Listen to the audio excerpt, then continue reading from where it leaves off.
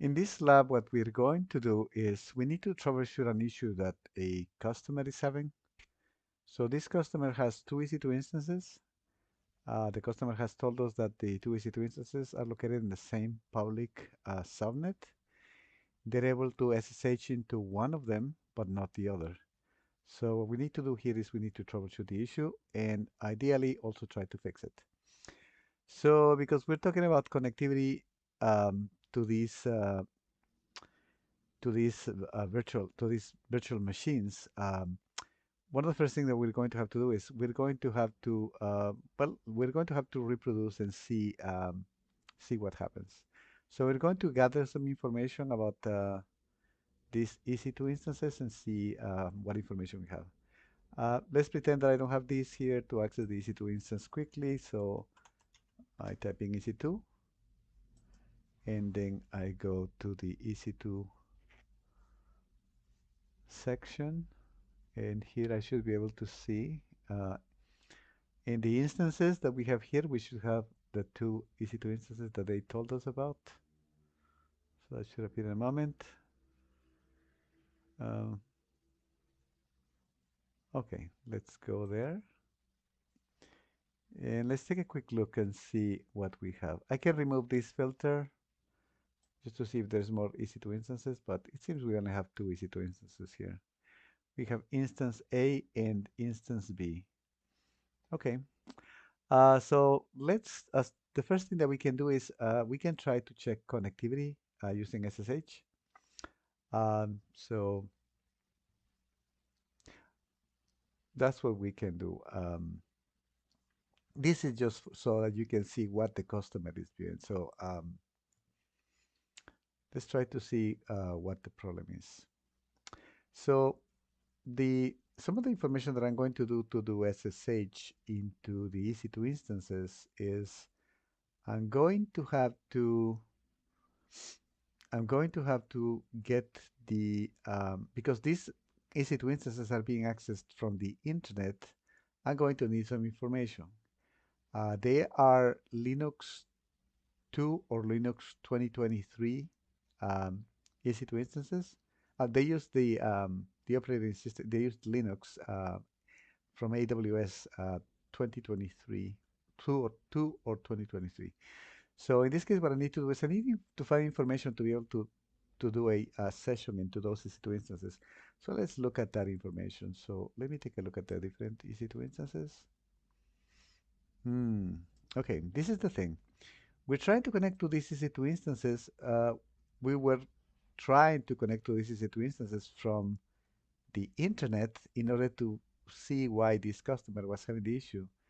And something that is very noticeable here is uh, if you need to access an EC2 instance from the internet, that EC2 instance better have a public IP address.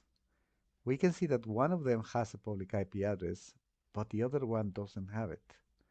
So just by looking, just by, I don't need to even try to log into one of these two instances into B. I can tell that the second one, the instance A, is missing the public IP address, and that's going to be a problem.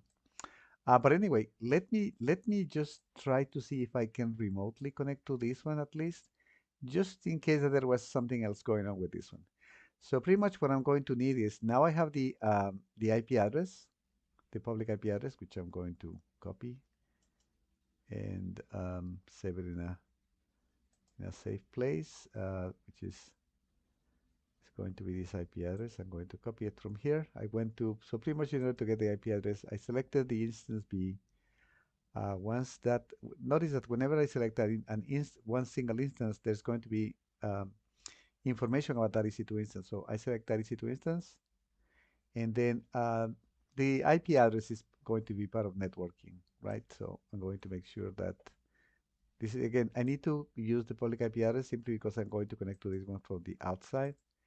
So I'm going to copy it. I have it copied.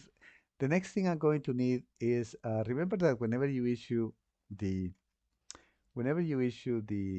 command, if you're going to do SSH, SSH is going to be SSH um, dash I for the identity. In this case, the identity is going to be confirmed by means of the private key from the key pair. So I would have to have here some like sort of like some private key because I'm using the the command prompt. I'm going to use the PM, so it's going to be something like this. Then the next thing you need to do is you need to say what user you're going to try to log in as, and in this case it's going to be EC2-user, and at what machine you're connected to. And in this case, the IP address that I found for that machine, for the one that has the public IP address, is 35.91.176.160. So now the part that I'm missing is that key. So what I'm going to do is I need to get that key. In this case, the client sent me the key, so I'm going to go to my downloads folder, and that's where I have it. Okay, so the key that I need to use is called labs user PEM. So I'm going to type in, oops, I made a mistake there. Let me get that information. So it's called labs PEM.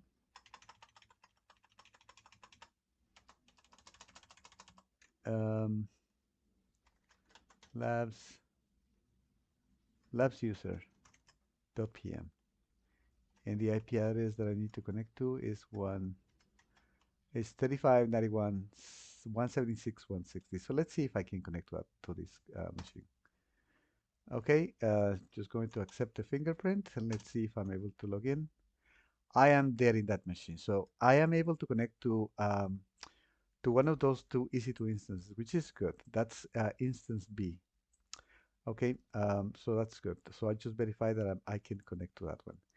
And then the other one, the problem that I have right now is this instance A doesn't have a public IP address, so that's going to be a problem.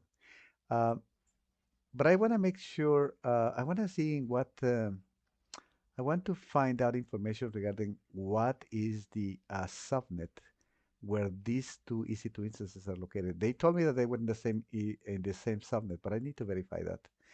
So if I go to networking, I should be able to find what the details of the subnet where they're located. Um, so let me see. Actually, let me take a look at the. So I'm trying to look for the subnet where this machine is located. Let me see. I should be able to find out what the. Okay, I can see that they both share the same security group. Which is sort of this long distance. They have the same security group. Okay. I want to find out what is the subnet where they are. So let me click in to get more details about one of these ones. If I go to here, let me see. This is the network interface card. I cannot find here the subnet where they're located. So I'm going to have to click on this one and let's see. Okay, I can see the VPC where this one is located. Is VPC1, and here is this is the network. So the one that I'm checking right now is in VPC1, and the subnet is going to be VPC1 public subnet 1. Okay, so now let me go back. So that was the one that I just checked, this one. Now let's take a look at this other one to get more details about it. So it's also in VPC1, okay, and it's also located in VPC1 public subnet 1. So they're both, I just found out that they both have the same security group. They both are located in the same VPC as well as the same subnet, okay. So now the question becomes, why does one have an IP address and why the other one doesn't have a public IP address, right? So they both are going to have private IP addresses. I can show you that relatively quickly. So if I go to networking, we should be able to see that. Actually, in the details, I should be able to see that they both have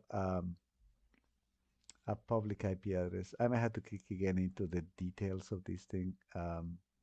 Into click on the instance ID and take a look at the private IP address. So this is the one. It's 10.0.10.246. 10.0.10.246. So that's for B. That's the one that we know that is connected, and then that can be reachable. And this other one is 10.0.10.114. Okay, so they're both in the same subnet. Okay, as I mentioned before, they're both going to have the um, private IP address, but one of them, for some reason, did not get the public IP address from the subnet where it was located. So in this case, what I can do is, well, I can show you why um, that might have been the case. If I go to subnets, what happens is a whenever you launch EC2 instances inside of a public subnet, that public subnet, there is a property in a subnet where you say anything, any EC2 instance that you place inside of the public subnet, you should give it an IP, an public IP address. Um, but we also have the requirement that that public subnet has to have a route entry there in the route table that's associated with it that says if your destination is the internet, which is normally expressed as 0.0.0.0.0/0, you have to point to the internet gateway. That's a requirement for any public subnet that you want to be accessible from the internet. So let me quickly let me show you why. Let me go to if I want to show you information about the subnets, what I can do is, well, there are two ways. One way is I can click on the CC instance, go into this is the VPC, and then this is the subnet where they're located. So let's see if we can find that information. Okay, now I can go here to I'm looking for subnets. Uh, Let me see. Well, I should have been able to find the subnets well, this is the subnet actually. If I click on this one, well, I can select this one, and then I can go to actions, and then I can take a look at the subnet settings. And then this is the part that for whatever reason is not checked. Whenever you have that this auto assign IP address setting is not checked, then by default, any EC2 instances that you place inside of this subnet, even though it's supposed to be a public subnet, is not going to get a public IP address. You have to explicitly say, give it an IP address. You have to override this setting. If I put this check mark here, any EC2 instance that I place there in the future will get the public IP address associated with it because I selected this checkbox. So this is why that EC2 instance, when it was the one that we are not able to connect from the internet is not reachable simply because when it was created, we left the default setting here for the auto assign IP address setting. And it inherits this from the subnet. So if the subnet doesn't have this property, the EC2 instance that you place inside of it will not have the public IP address. But that was the main reason. So this was the root cause of the problem. Now, what we need to do is we need to solve the problem. This was just kind of like trying to understand why that happened in the first place, why that EC2 instance did not have the public IP address. So now what we need to do is there is a way in which we can solve this issue. And in this case, in order to solve the problem that the EC2 instance that doesn't have the public IP address has, what I can do is I can well, actually, I can provision or I can create an elastic IP address. And remember that an elastic IP address is going to be a public static IP address.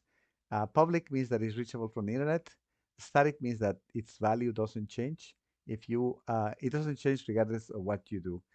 So you can stop an EC2 instance, started 5 days later, and if you have attached that elastic IP address to that EC2 instance, whenever you boot it up, it will have the same public IP address because the elastic IP addresses don't change, even if you stop the EC2 instance and then reboot it, assuming that you have attached the elastic IP address to it. So let me create an elastic EC2, an elastic IP address. I don't have any IP addresses right now.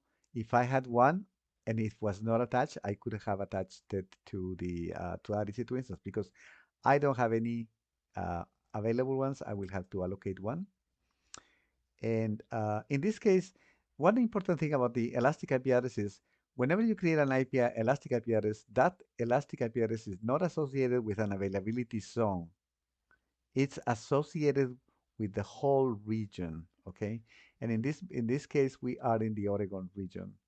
We're in the U.S. West, Oregon or U.S. West 2.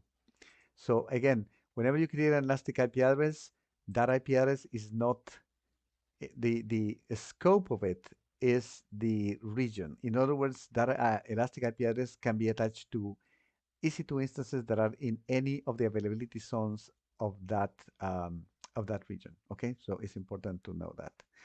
So now I have just done that. So pretty much what I can do now is, well, in this case, I'm just going to say name of it is going to be Elastic IP, and it's going to be for my I don't remember the name of that instance, but I'm just going to call it EC2 instance. And then I'm going to click, it says here allocate. I don't know why this, okay, this is the allocate. So I'm going to provision that EC2 instance. Uh, Something nice that we have here is this Elastic IP address right now is just floating out there because it's not attached to anything. And you can see, that's why I'm getting this message. It says Elastic address allocated successfully, but it's not associated with anything. In this case, I'm going to associate this EC2 instance to, I'm going to associate this Elastic IP address to an EC2 instance. So I can click here, or there should be an option here where we can associate it with, suppose that this was not available, and then you say, okay, so I have an available IP address. How do I associate it with like an EC2 instance that needs it? Well, you go here, associate Elastic IP address, and then it's asking me where do I want to associate? What do I want to associate with? An EC2 instance or a network interface? My EC2 instance is lacking that public IP address, so I'm going to associate with an EC2 instance. And then in this drop-down list here, we can indicate what EC2 instance we want to associate with. Something interesting that you can see here is instance B already has a public IP address, but it says that we can, because it's available here, it means that I can potentially also associate an elastic IP address to it, which is interesting.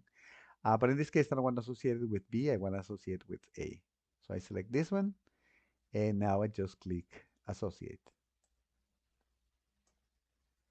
Okay, so by doing this, I have just assigned a static public IP address to that EC2 instance. Let's go take a look and see if that's how it displays for my EC2 instances. Again, I'm going to go to the EC2 menu. I click here, and then the next thing I need to do is take a look at my EC2 instances. So I can click here. I don't need to wait for these menus to display information. I can go here, and you can see now that so we have instance B and instance A, and you can see that both of these computers have now public IP addresses. So the one that we got for the instance A is the one that has been missing, that was missing an IP address. So you can see now, and it's telling me here that the type of this elastic IP is an elastic one. If I had associated that elastic IP address to this other instance, to the one at the top, it would appear here. So it would have shown you that it has an elastic, a dynamic public IP address, but it also has an elastic IP address. But in this case, it's the same one because I only have associated one. Okay, so now what this means is I should be able to connect to this EC2 instance by using this IP address. So, and then that value, of, let me see, I need to get out of this menu. Uh, okay, so it's selected. Now I need to get to the IP address. What is it? Is that public IP address, the elastic one anyway? So it's this one. So it's the 54 189 140. So I'm going to copy it. Now I can go to I need to access my command prompt, which is here. Right now I'm logged in into the other EC2 instance. I'm going to have to log out of this one. Uh, so exit, I just close the connection, and now I'm going to go to my history. Well, I'm going to clear my screen. I'm going to go to my history, and then I'm going to press up arrow until I get to the SSH command that I used for the previous one, and I need to change this by the IP address of the elastic IP of the instance A, which happens to have an attached elastic IP address to it. So I'm just going to right click, and this is the IP address. As you can see it here, 54 189 140 199. So if I click this, it's telling me that it doesn't recognize the fingerprint. I know what I'm doing, so I'm going to say yes. And now I'm connected to that other EC2 instance. So that's how you solve a problem like this. So what I have explained here is I was trying to reproduce the problem that this customer was having. So pretty much what I did was, because I wanted to reproduce the situation that they were able to connect to one but not the other one. The thing that I did was I said, well, if I need to connect to an EC2 instance by using SSH from the internet, I need to know what the public IP address of that EC2 instance is. And then so I went there and I found that one was missing the public IP address, which was the instance A. And that's what I did. Something else that I did too is the customer said that these two instances were in the same, they were inside of the same subnet. So I made sure that indeed they were in the same VPC and indeed they were in the same subnet. And then that was a public subnet. So the only thing that had made me wonder was why one of the EC2 instances got the private, the dynamic public IP address, whereas the other one didn't. And then I explained to you that if you have a if you have a public subnet, if you place EC2 instance inside of it, there is a setting that controls whether the instance that you place inside of that subnet inherits um, the a public IP address or not, and um, that subnet did not have that setting set, so I had to change it. So now let me show you what would have happened if I were to try to launch another EC2 instance in the same subnet. So I'm going to go through the steps of trying to launch an EC2 instance. This was let me see. I'm going to remember this. I'm not going to launch it, but I'm going to show you where that part is. So this is going to be like, I don't know, this can be instance C, I guess. Instance C. And then whatever is highlighted in light blue, that's the operating system that this will have. So this is Amazon Linux 2023 from the Amazon Linux 2023 AMI.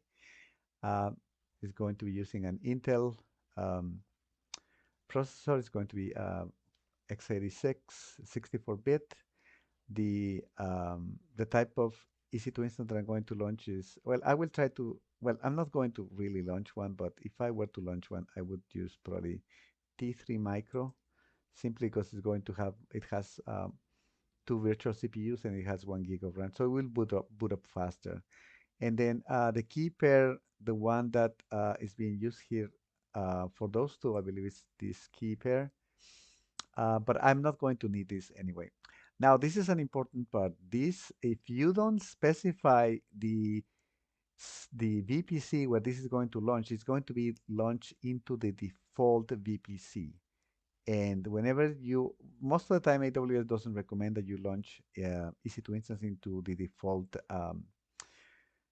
VPC, especially if you can create your own VPCs. If you already are beginning familiar with how to create them, you better launch them in your own VPC. So let me edit these settings because otherwise I cannot change them. I can only view them but not change. So I'm going to, there is going to be some sort of lab VPC, which is VPC1. This is where those other two were created. And then they were in VPC public subnet 1. So this is the correct public subnet. Now, this is the part that I was saying here. This is the attribute that this is the attribute that comes from the subnet, from this subnet that gets inherited by that's going to be inherited by the EC2 instance you place inside of that public subnet. And this case is telling me, do you want to disable it or do you want to enable it? This should be inheriting the values from the previous one. I don't know why it's saying disable by default, but I changed that to enable, but I will have to enable it. So whoever launched the EC2 instance 1 had it in this setting disabled. Like I said, it should have shown me that the default was enabled, but I guess I don't see it, so I will have to enable it manually. And then the security group that was used by those two EC2 instances was kind of like a very long name. If you remember, I showed that. It was a very long name. Well, it was this one, I believe. You can see that it's a very long name. Well, it starts at the top, at the line at the top, and it continues. So it was this one. As you can imagine, if I were to take a look at this security group, it would show me that it's allowing traffic into port 22 at a SSH protocol. So pretty much this is the how this works. Again, whenever you create a public subnet, you should make sure that if you're going to place in EC2 instances, that attribute that says the attribute that is part of the public subnet is set to enable or give public IPs to any EC2 instance that you place inside of that subnet. Okay, so that's pretty much what I wanted to show you, and so this is the end of this troubleshooting session. It was relatively simple, but I wanted to show you multiple things. Okay, I hope that you have learned something from this. Thank you.